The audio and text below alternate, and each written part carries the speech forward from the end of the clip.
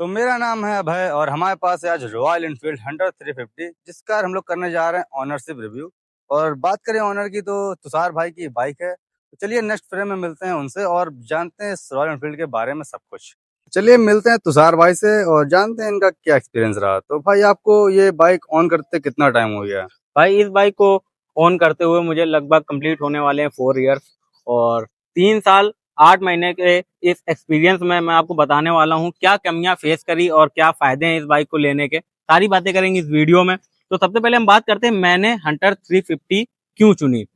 भाई हाइट मेरी 5'3" है जैसा कि आप लोग देख सकते हैं और उस समय सबसे अच्छा ऑप्शन था मार्केट में रॉयल एनफील्ड की हंटर 350 क्योंकि इसकी सीट हाइट जो है 790 mm है जो कि शॉर्ट हाइट राइडर्स के लिए काफी ज्यादा कंफर्टेबल तो होने और वाली थी। कौन कौन से प्रोडक्ट आपने देखे इसको लेने के पहले? अरे भाई मैंने तो एमटी देख रखी थी बट मैंने MT? जाके शोरूम में बुक भी करा दिया था बट एक प्रॉब्लम आ रही थी कि सारा कुछ प्लास्टिक प्लास्टिक SMS R15 जो पीछे खड़ी है हमारे तो वही सारी फीचर्स थे और थोड़ी घर वालों को भी नहीं पसंद आ रही थी क्योंकि उसकी जो रियर सीट थी भाई वो बहुत ज्यादा ऊंची थी तो कंफर्टेबल नहीं थी तो मैंने उसको कैंसिल किया। देन उसके बाद मैंने चूज करी हंटर 350। तो उस टाइम यार ऑन रोड आपको कितने की लगभग ये पड़ गई थी? 2,06,000 ऑन रोड।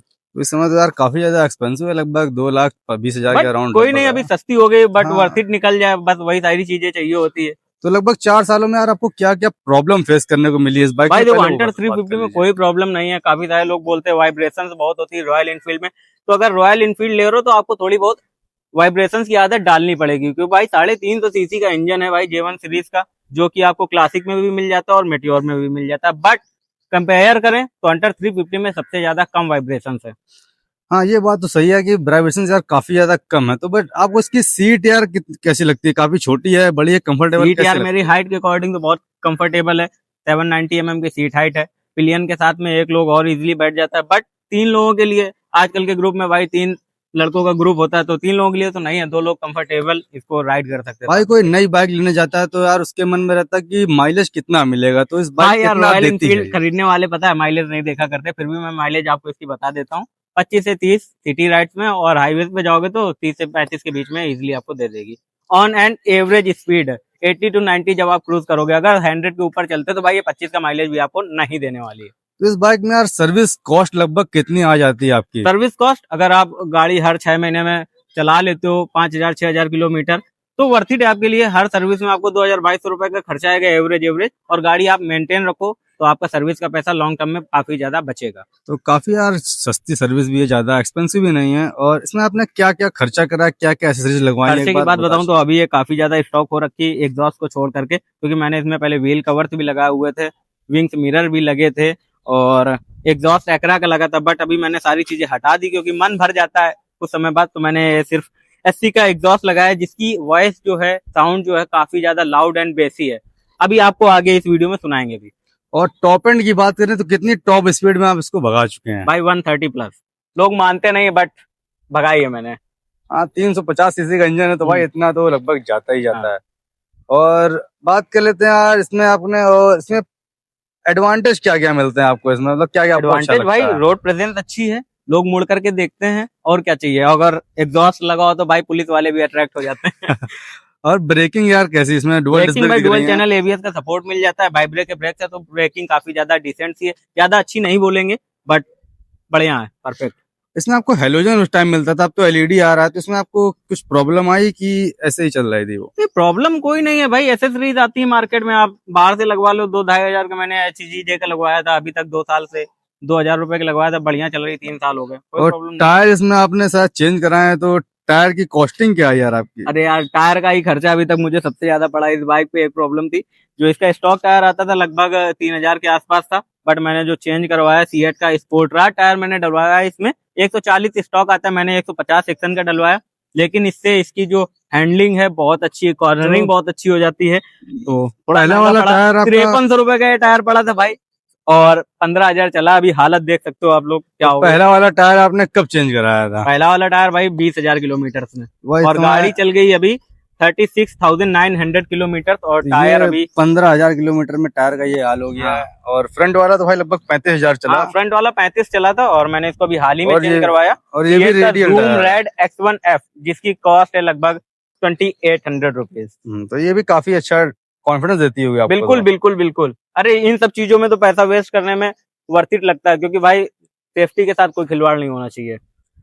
तो इसमें यार आपने 4 साल लगभग इस बाइक को ऑन किया है, तो कुछ मेजर प्रॉब्लम क्या आई आपको जो आपको कंसर्न लगता हो उसको एक बार ना लेने का? मेजर प्रॉब्लम कोई नहीं है, बस थोड़ा सा इसका ग्राउंड क्लियरेंस कम है, जिससे कि अगर आप ब्रेकर वगैरह में ठीक ठाक सा ब्रेकर होता है तो उसमें नीचे लग जाती है, ये एक प्रॉब्लम आती है। और थोड़ा सा हीटिंग इशू जैसे सब लोग बोलते हैं, बट भाई मुझे आज तक इस बाइक में अभी हीटिंग का इशू नहीं आया, अभी तक कोई प्रॉब्लम नहीं फेस इतना बड़ा इंजन है तो भाई थोड़ा बहुत तो हाँ हीट रॉयल करेगा, इनफील्ड है ट्रैफिक यार, में करेगा और तो। क्या। और आपने इसको एक दिन में लगभग कितने किलोमीटर मैक्सिमम चलाया है? भाई मैं अपनी बात करूं और तो कहाँ मैंने कहाँ पर इसको लेकर मैं गए हैं, तो वही इस मैं वीडियो बता में रहा जरूर हूँ, मैं बताइएगा। अपनी बात करूं तो मैंने इस बाइक से लगभग 4 से 5 राइडें करी हैं। मैंने इसे हिमाचल भी किया हुआ है, उत्तराखंड भी किया हुआ है, और एक बार में 27 घंटे में मेरा जो रिकॉर्ड है 950 किलोमीटर का है अपनी हंटर 350 में, वो भी नॉन स्टॉप, सिर्फ पेट्रोल फिलिंग के लिए हम रुके थे।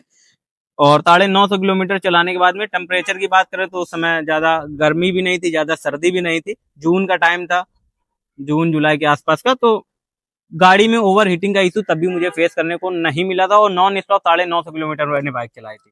तो ओवरऑल एक्सपीरियंस जो था बहुत ही ज्यादा बेहतरीन था, मुझे इस गाड़ी की पावर पता चल गई थी उस दिन। तो कहाँ कहाँ पर ले गए हैं इसको? मैं यार हिमाचल में अटल टनल के आगे से कोकतर तक गया था, और उत्तराखंड में अपना बद्रीनाथ माना था, समझो। भाई काफी ज्यादा आपने इस बाइक को चला लिया, तो कितने किलोमीटर राइड कर चुके हैं अभी तक इस बाइक को? लॉन्गेस्ट राइड मेरी रही है भाई लगभग 3000 किलोमीटर के आसपास। नहीं, टोटल कितने किलोमीटर चल चुकी है बाइक इस समय टोटल present अभी में? चल चुकी मैंने बताया ना 36,900 तो किलोमीटर। लगभग 3700, लगभग 40,000 किलोमीटर हो जाएगी इस साल तक। तो नेक्स्ट ट्रिप कहाँ की प्लान कर रहे हैं आप? नेक्स्ट ट्रिप करेंगे तो बताएंगे, सरप्राइज रखते हैं। अच्छा, तो भाई इसमें आपको माइलेज तो बता दिया आपने, जैसे तो लगभग 13 लीटर का टैंक आता है, तो कुछ आपको लगता है कि टैंक थोड़ा सा जो बड़ा होना चाहिए कि ठीक हाँ ठाक यार सा? देखो, माइलेज के अकॉर्डिंग यार टैंक थोड़ा बड़ा दे सकते थे, क्योंकि यार एक टैंक फुल कराने में 350 से 390 किलोमीटर की 30 की माइलेज से चले तो 390 मैक्सिमम जाएगी, बट हो सकता अगर 15 लीटर कर देते तो और अच्छा रहता। इसका क्लच यार, इसमें स्लिपर क्लच अब आता है, पहले नहीं आता था, तो वो क्लच तो पहले से क्या ऑप्शन है? नहीं था ना मेरे पास, नहीं तो मैं भी वही लेता, बट इसमें भी कोई प्रॉब्लम नहीं। जब एक बार आपकी किसी चीज को लेकर के हैबिचुअल हो जाते हो, आपको आदत लग जाती है उस चीज की, तो ये सारी चीजें नॉर्मल हो तो जाती है। क्या बाइक अपडेट करने का प्लान कर रहे हैं, कोई दूसरी नेक्स्ट बाइक अपग्रेड लेने का? करेंगे, बट इसको सेल करने का कोई ऑप्शन नहीं, क्योंकि फर्स्ट बाइक पहली बाइक ही होती है भाई। तो इसको रखेंगे, और लॉन्ग राइड के लिए बहुत ही ज्यादा कंफर्टेबल है। इसके यार सस्पेंशन आपको कैसे लगे हैं? भाई सस्पेंशन से थोड़ी सी शिकायत है मुझे रॉयल इनफील्ड वालों से, रियर सस्पेंशन थोड़ा सा स्टीफ है भाई, और लॉन्ग राइड्स पे थोड़ी सी आपकी कमर लचक सकती है, तो कोशिश करिए जेल सीट का यूज करें, या फिर सीट की कुशनिंग चेंज करा लें आप। अगर इसमें यूएसडी फोक्स आ जाते तो क्या होता भाई? अरे यार कॉस्ट कटिंग की बात कर रहे हो, 2 लाख में और क्या चाहिए, जो मिल गया रख लो अभी। इंजन ही आपको मिल रहा है, क्योंकि हाँ। क्लासिक यार 280-85 के लगभग पड़ती है, उसमें आपको ये इंजन मिलता है। बस बस बस, यही सारी चीजें तो अट्रैक्ट करती हैं। तो आप जो लेने गए थे, तो डिलीवरी एक्सपीरियंस कैसा रहा था आपका? डिलीवरी एक्सपीरियंस यार नॉर्मल, मैंने बाइक बुक करी, 2 दिन बाद मैं गया, धनतेरस में मैंने उठाई थी ये, तो 2 दिन बाद गया, मुझे मिल गई थी 4 घंटे के अंदर तो अंदर। रॉयल इनफील्ड की आपको हाँ? सर्विस कैसी लगती है, मतलब ठीक ठाक से ट्रीट करते हैं एवरेज लोगों को? एवरेज एवरेज है। हाँ। चलिए, तो ठीक है, इस वीडियो में इतना ही, मिलते हैं नेक्स्ट वीडियो में। Till then bye bye.